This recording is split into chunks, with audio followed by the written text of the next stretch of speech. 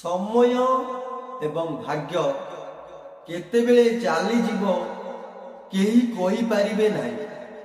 तेणु समय एवं भाग्य उपरे केबे हेले अहंकार करिबा उचित। नमस्कार, मो टुकु भाई। आजिर अनुचिंता आरंभ करिया पूर्व दयाकरी आम वीडियो को लाइक सब्सक्राइब शेयर करने भूलिए। जदि किए आपण को बिना खुशी रे अछि तेबे ताकू खुशी रे रहिबा को दियो, नचेत एहाटारू अधिक संपर्क जोड़िबा को जाई निजर सम्मान हरांतु।